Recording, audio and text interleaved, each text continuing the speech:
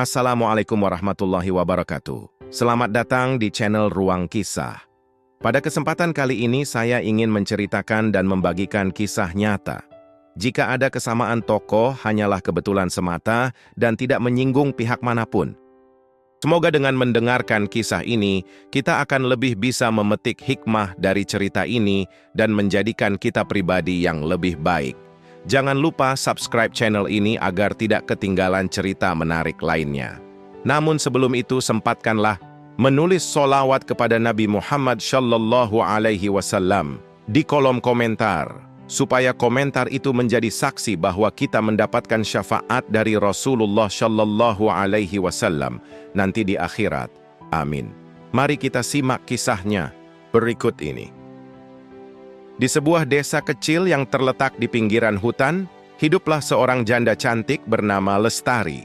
Kecantikannya begitu mempesona sehingga banyak pria yang jatuh hati padanya, namun Lestari memilih hidup bersama orang tuanya yang sudah tua dan miskin. Meskipun begitu, Lestari tidak merasa bersyukur dengan kehidupannya. Ia selalu mengeluh tentang kemiskinan dan kesulitan yang mereka hadapi. Dan lebih buruk lagi, ia sangat kasar terhadap orang tuanya. Setiap hari, Lestari memarahi mereka tanpa ampun. "Kenapa kalian tidak bisa memberi lebih banyak padaku?" kata Lestari dengan suara penuh kebencian. "Aku hidup menderita karena kalian yang bodoh ini. Apa gunanya kalian ada kalau hanya menambah beban hidupku?" Orang tuanya hanya bisa diam, menerima perlakuan anaknya yang durhaka. Mereka telah berusaha keras sepanjang hidup mereka untuk memberikan yang terbaik bagi Lestari, namun ia tak pernah puas. Hari-harinya dihabiskan dengan keluhan dan kemarahan, sampai akhirnya penduduk desa pun muak dengan sikapnya. Pada suatu hari setelah Lestari kembali bertengkar hebat dengan ibunya, warga desa akhirnya memberinya ultimatum. "Lestari, kami tidak bisa membiarkanmu terus seperti ini. Jika kau tidak bisa menghormati orang tuamu, maka kau tak lagi punya tempat di desa ini. Pergilah dan jangan pernah kembali." Dengan rasa malu dan marah, Lestari meninggalkan rumah orang tuanya dan berlari ke dalam hutan yang gelap dan lebat. Di dalam hutan itu, ia merasa semakin terisolasi dan kesepian. Namun, tak lama kemudian, sebuah sosok tampan muncul di hadapannya, menghalangi jalan Lestari. Pria itu mengenakan pakaian yang mewah dan memiliki aura misterius yang kuat. Matanya yang tajam dan penuh pesona membuat Lestari terpesona. "Apa yang kau lakukan di sini, wanita cantik?"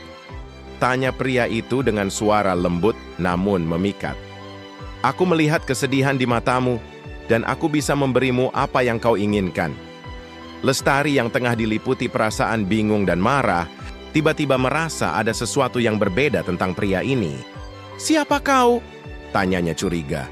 Pria itu tersenyum misterius.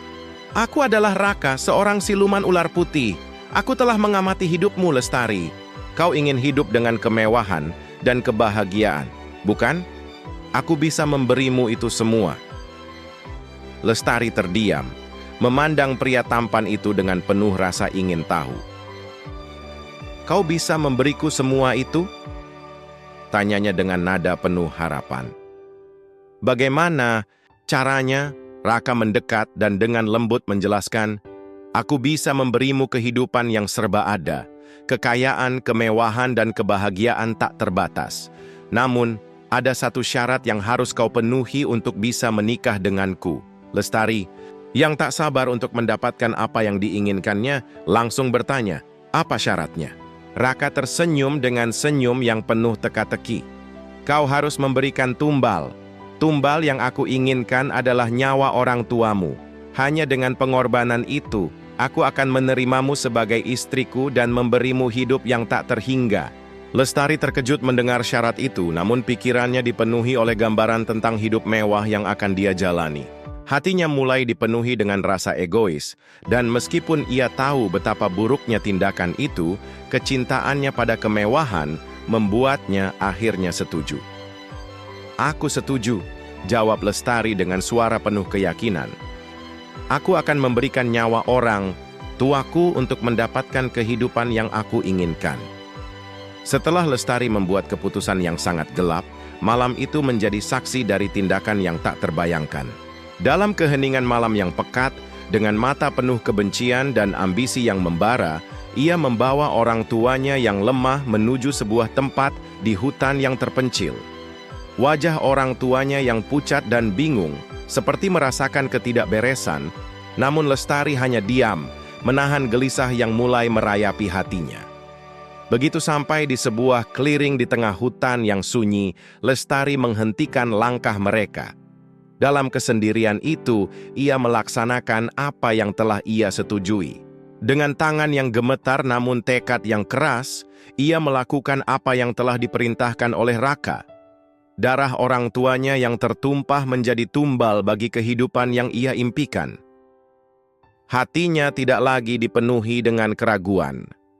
Semua yang ia lakukan hanyalah untuk memenuhi keinginannya akan kekayaan dan kebahagiaan. Dan begitu ia selesai, keheningan malam hanya dipecahkan oleh desahan angin yang berbisik melalui pepohonan, membawa bau darah dan pengorbanan yang tak terbalaskan. Segera setelah pengorbanan itu, Raka datang, sosok siluman ular putih yang telah menunggu. Wajahnya menyeringai, penuh kepuasan atas apa yang telah tercapai. "Lestari," kata Raka dengan suara lembut namun dalam, "kini kau adalah milikku. Kita akan menghabiskan hidup bersama dalam kemewahan yang tiada akhir." Dengan satu isyarat dari Raka, segala yang terjadi sebelumnya terasa seperti mimpi buruk yang lenyap seketika. Lestari terbangun di sebuah istana megah yang jauh lebih indah dari apapun yang pernah ia bayangkan. Sebuah dunia baru terbuka di hadapannya, sebuah dunia yang penuh dengan kemewahan dan kekuasaan yang tak terhingga.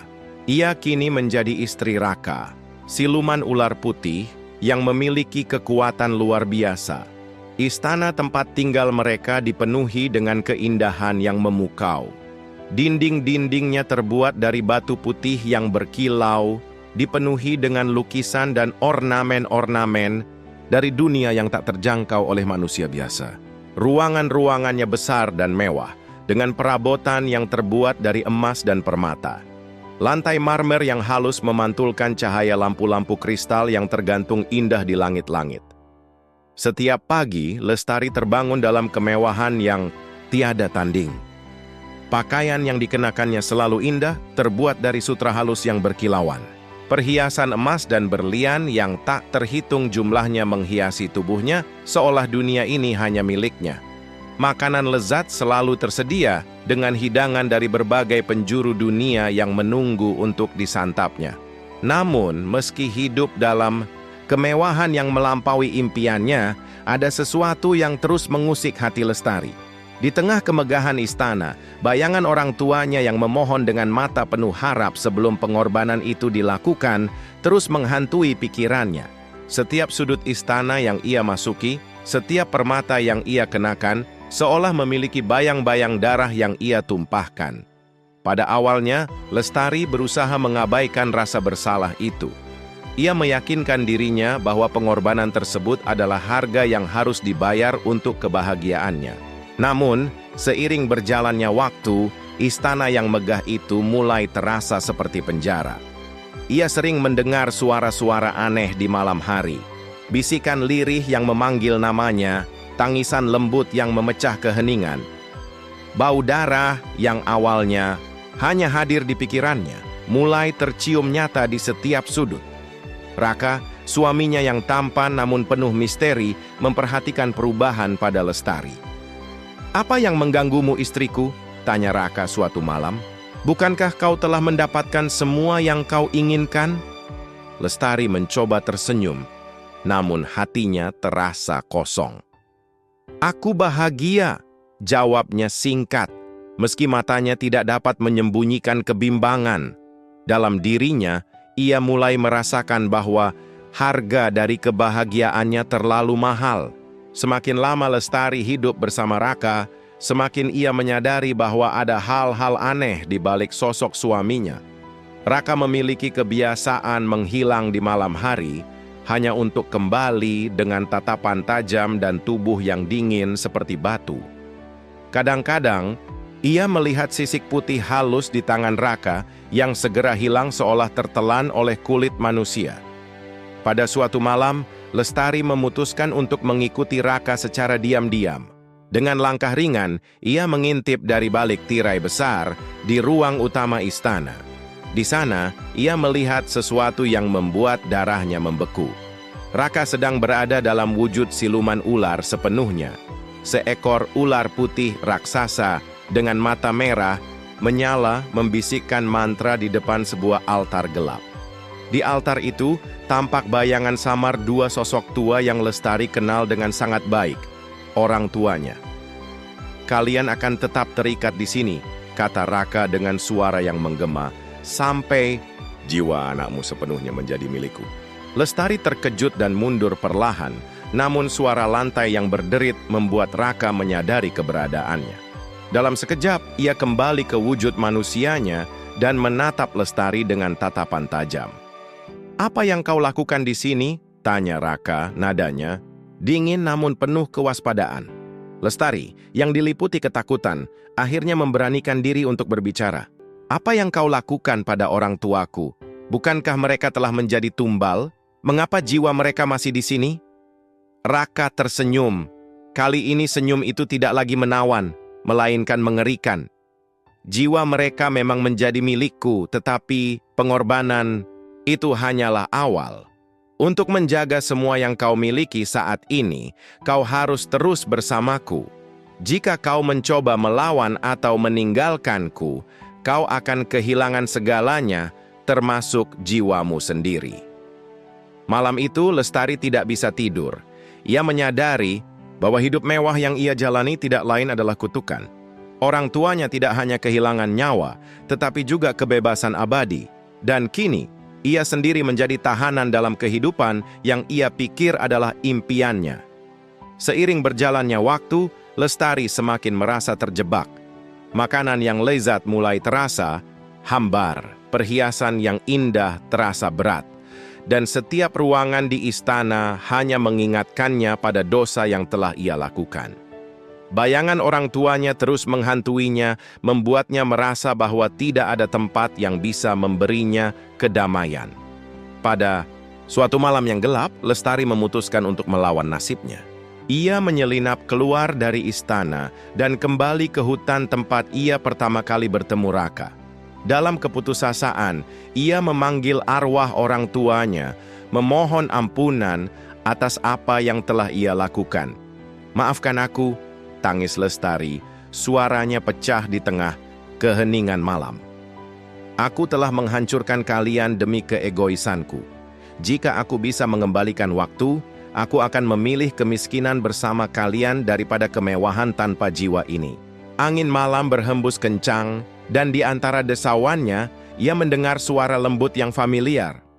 "Anakku, kami memaafkanmu, tetapi jiwa kami telah terikat. Hanya ada satu cara untuk membebaskan kami dan dirimu sendiri. Kau harus mengorbankan hidupmu demi menebus dosa yang telah kau lakukan." Mata Lestari membulat, tetapi ia tahu bahwa itulah satu-satunya jalan. Dengan hati yang penuh penyesalan namun tekad yang bulat, ia bersiap untuk melakukan pengorbanan terakhir demi membebaskan jiwa orang tuanya dan menghancurkan kutukan yang telah mengikatnya. Dengan tekad yang bulat, Lestari kembali ke clearing tempat ia pertama kali mengorbankan orang tuanya. Malam itu, langit gelap tanpa bintang, dan udara dipenuhi dengan aroma tanah basah yang menyelimuti hutan. Di tengah keheningan, ia berdiri di tempat yang sama, tempat di mana darah orang tuanya dahulu tumpah. Kini, ia berdiri dengan pisau yang sama di tangannya, namun kali ini bukan untuk membunuh, melainkan untuk menebus dosanya. Lestari mengangkat pisau itu ke arah dadanya, namun tiba-tiba suara gemuruh terdengar dari dalam hutan. Sosok Raka muncul di hadapannya, kali ini dalam wujud siluman sepenuhnya.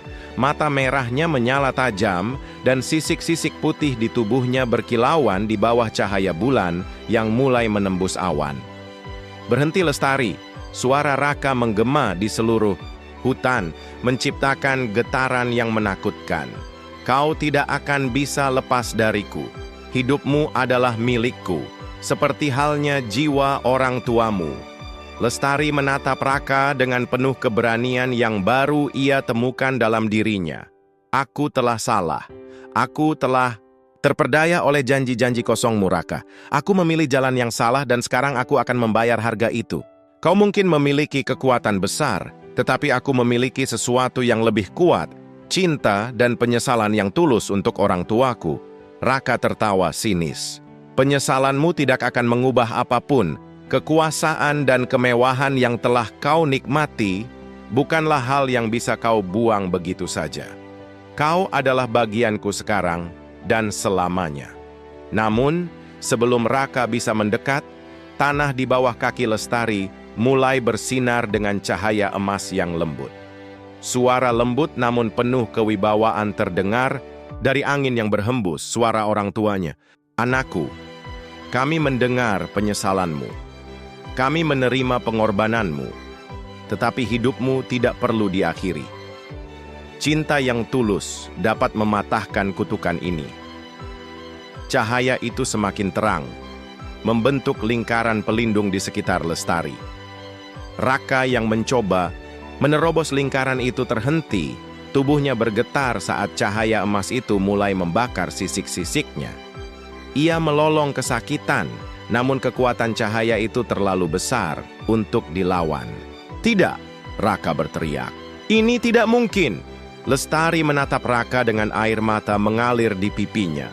Raka, kau salah. Cinta, meskipun telah ternodai, memiliki kekuatan untuk menyembuhkan. Aku akan membebaskan diriku dan orang tuaku dari cengkeramanmu.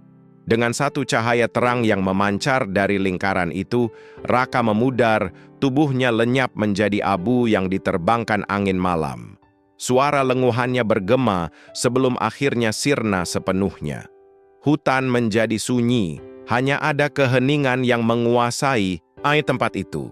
Cahaya emas perlahan memudar, dan di hadapan Lestari, dua sosok orang tuanya muncul, kali ini tidak lagi dalam bayangan samar.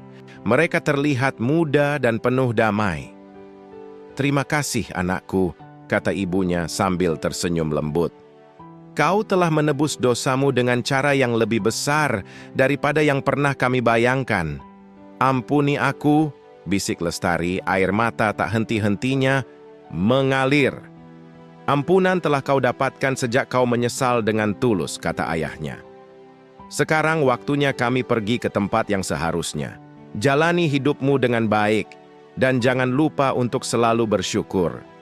Lestari mengangguk, tubuhnya gemetar. Ia mencoba menggapai mereka, tetapi sosok orang tuanya perlahan memudar menjadi cahaya yang naik ke langit. Dalam beberapa detik, mereka menghilang, meninggalkan Lestari sendiri di tengah clearing. Lestari dengan hati yang penuh penyesalan dan tekad untuk memperbaiki hidupnya. Warga desa awalnya menyambutnya dengan curiga, tetapi Lestari menunjukkan perubahan nyata. Ia bekerja keras membantu orang-orang di sekitarnya, hidup dengan rendah hati, dan mendedikasikan waktunya untuk menebus semua kesalahan di masa lalu. Hidup Lestari tidak lagi dipenuhi kemewahan, tetapi ia menemukan kedamaian yang sejati, sesuatu yang jauh lebih berharga daripada emas dan permata. Setiap malam, ia memandang ke langit, mengucapkan doa untuk orang tuanya, dan berjanji untuk tidak pernah melupakan pelajaran berharga yang telah ia terima.